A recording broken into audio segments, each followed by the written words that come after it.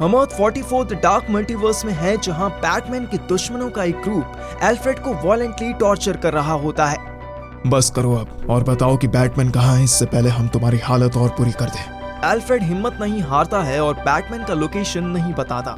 शायद मैं किसी और तरीके से मदद कर सकता हूँ। बेन एल्फ्रेड को अपने सर के ऊपर उठाता है और फिर उसे अपने घुटनों पर मारकर उसकी रीढ़ की हड्डी तोड़ देता है। हम देखते हैं कि एल्फ्रेड का ये हॉरिफाइंग मर्डर एक रिकॉर्डिंग है जो ब्रूस बैनर बार बार बैट केव में प्ले कर रहा है।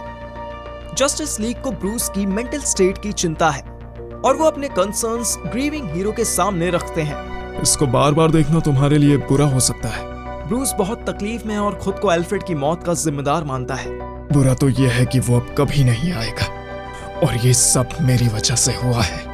ब्रूस विक्टर से कहता है कि जब बाकी जस्टिस लीग मेंबर जा रहे हों तो वो रुक जाए। वो विक्टर को बताता है कि कुछ साल पहले उसने एल्फ्रेड के माइंड को स्कैन करना शुरू किया था ताकि एक आर्टिफिशियल इंटेलिजेंस वर्जन बना सके जो उसके बिलव्ड बटलर से भी ज्यादा टाइम तक जिंदा रहे। उसका नाम था एल्फ्रेड प्रोटोकॉल। ब्रूस उसे कंप्लीट नहीं कर पा रहा और विक्टर की मदद चाहता है उसे ऑनलाइन लाने के लिए।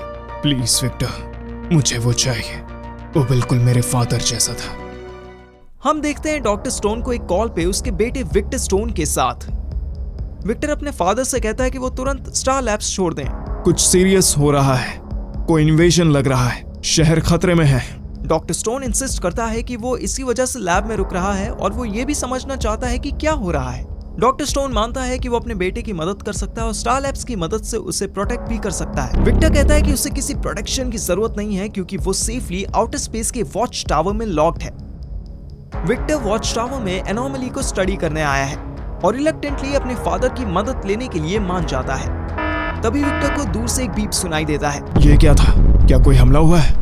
नहीं, कोई मेंबर टेलीपोर्ट हो रहा है। विक्टर को रिलीफ मिलता है देखकर कि बैटमैन उसकी मदद के लिए आया है और वो उसे अंदर लाने जाता है। लेकिन जैसे ही वो अपने पुराने दोस्त को देखने जाता है उसे ब्लास्ट करके ग्राउंड पे गिरा दिया जाता है। ये वो बैटमैन नहीं है जिसे विक्टर एक्सपेक्ट कर रहा था, ये कुछ और ही था।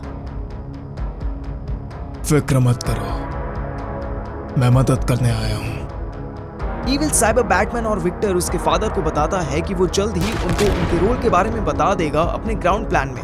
विक्टर रिटेलिएट करता है और इम्पोस्टर को रोकने की कोशिश करता है ये कहते हुए कि ये बैटमैन नहीं है, लेकिन जल्दी ये क्लियर हो जाता है कि ये इम्पोस्टर नहीं है बल्कि ये सच में बैटमैन है, या शायद वो कभी था। तुम हमेशा समझते थे विक्टर, मेरी दुनिया में पिता और बेटों के बीच की ताकत। जब मैंने अपने को खो दिया, तुम ही थे जो उससे मुझे वापस लाए। ये क्लैरिफाई करता है कि ये बैटमैन है डार्क मल्टीवर्स से जिसने एल्फ्रेड को खोया था और विक्टर से एल्फ्रेड प्रोटोकॉल में मदद मांगी थी। अब इविल बैटमैन सिर्फ एक रिंग बजाता है और एल्फ्रेड रिस्पॉन्ड करता है। अचानक एक साइबरनेटिक एल्फ्रेड विक्टर के पास अपीयर होता है और उस पर गोली चला देता है। हम देखते हैं बेन को दया की भीख मांगते हुए जो कि साइबर एल्फ्रेड के ग्रुप से घिरा हुआ है। वो विलन को नहीं छोड़ते। विक्टर ब्रूस से कन्फ्रंट करता है बेन की डेथ को लेकर और ब्रूस उसे बताता है कि एल्फ्रेड प्रोटोकॉल था। वो एक्टिवेट होने के बाद फैलना शुरू हो गया है, अपने आप को रेप्लिकेट करता जा रहा है और कोई भी ऐसा नहीं है जो उसे रोक पा रहा हो। विक्टर कंफ्यूज्ड होता है। ब्रूस उसे बताता है कि बेन सिर्फ शुरुआत था और एल्फ्रेड प्रोटोकॉल के किलिंग स्प्री पर है। वो किसी भी बैटमैन के एनिमी को टारगेट कर रहा है। कल रात एल्फ्रेड प्रोटोकॉल ने सिस्टमैटिकली अर्कम असाइलम के हर इनमेट को मार दिया। विक्टर कहता है कि ये सब बंद होना चाहिए और हमें इसे डीएक्टिवेट करना होगा। एल्फ्रेड इस वक्त बैट केव के बाहर है और अंदर आने की रिक्वेस्ट कर रहा है। ब्रूस जानता है कि उसे ये वॉयलेंस खत्म करना ही पड़ेगा, लेकिन उसका मानना है कि अगर वो एल्फ्रेड प्रोटोकॉल को अंदर आने दे तो वो उसे रिप्रोग्राम कर सकता है।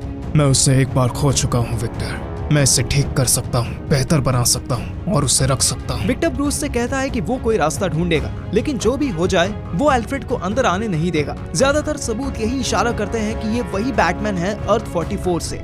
जब इविल बैटमैन विक्टर से कहता है कि वो गलत था जब उसने कहा था कि एल्फ्रेड को अंदर मत आने दे, इविल बैटमैन बताता है कि उसने विक्टर की वार्निंग नहीं सुनी और एल्फ्रेड को वापस अंदर ले आया, और जब उसने ऐसा किया तो वो प्रोटोकॉल को कंट्रोल नहीं कर पाया। एल्फ्रेड प्रोटोकॉल ने बैटमैन को स्वॉर्म कर दिया और उसके साथ फ्यूज हो गया, उसे ड्रास्टिकली चेंज करते हुए। ये मेरे फादर ने मुझ में पहले फिक्स किया था। उसने मेरी दर्द को महसूस करने की शक्ति ले ली थी और मेरे दुख महसूस करने की भी। फिर मेरी वीक ह्यूमन फ्लैश आई, वो दिन ब दिन पुरानी और ब्रिटल होती जा रही थी। विक्टर लड़ता है और इविल बैटमैन से कहता है कि वो कभी उसे अपने कंप्यूटर्स हैक नहीं करने देगा। इविल बैटमैन विक्टर को बताता है कि उसकी कोशिशें बेकार हैं क्योंकि उसमें कोई वीकनेस नहीं है और उसे कंप्यूटर्स नहीं चाहिए। उसे स्टार लैब्स का लोकेशन चाहिए था जो विक्टर ने अपने फादर को कॉल करके दे दिया था। एक ही पल में तुमने अपने नेशन की मिलिट्री को क्रिपल कर दिया और अपने होम टाउन डिट्रॉइट को मुझे दे दिया, जैसे मैं चाहूँ वैसा रीमेक करने के लिए। विक्टर इविल बैटमैन से कहता है कि वो ये होने नहीं दे सकता है, लेकिन इविल बैटमैन पूछता है कि अगर वो उसे अर्थ 44 पर भी जस्टिस लीग के साथ मिलकर नहीं रोक पाया तो अब कैसे रोकेगा। हम ये जानते हैं कि इविल बैटमैन और एल्फ्रेड प्रोटोकॉल ने पूरी जस्टिस लीग को मार दिया जब उन्होंने उसे रोकने की कोशिश की थी। विक्टर अकेला बचा था इस फाइट में और उसने ब्रूस के अंदर जो थोड़ा इंसान बचा है उसे अपील करने की कोशिश की।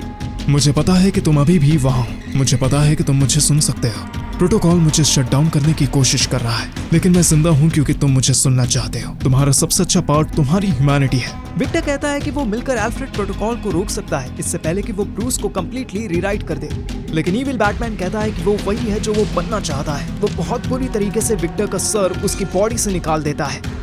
इविल बैटमैन बताता है कि जस्टिस लीग का एनिहिलेशन उसके नए एरा की शुरुआत होनी चाहिए थी, लेकिन उसका वर्ल्ड कोलैप्स हो गया और किसी रीजन से ये वर्ल्ड सरवाइव कर गया। उसके बाद इविल बैटमैन कहता है कि विक्टर की ह्यूमैनिटी ही उसकी सबसे बड़ी कमजोरी है।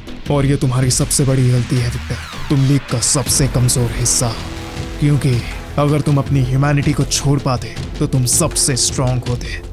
तुम्हें कोई कॉम्प्रिहेंशन नहीं है कि तुम्हारे अंदर कितनी पावर छुपी हुई है, और इसलिए हम उसे लेंगे तुम्हारे वर्ल्ड को दोबारा लिखने के लिए।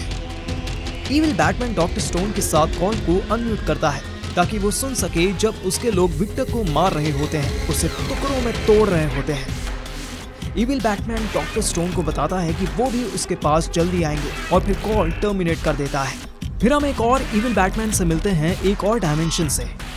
वो विक्टर के चेस्ट से एक पावरफुल मेटल निकालता है। सोचो अगर उसे पता होता कि इस मेटल को कैसे यूज करना है तो ये हमारे लिए कितनी बड़ी प्रॉब्लम बन सकती थी। सो गाइस, इस वीडियो के लिए बस इतना ही। अगर आपको ये वीडियो देखने में मजा आया हो तो प्लीज सब्सक्राइब करें। थैंक्स फॉर वॉचिंग और अपना ख्याल रखें।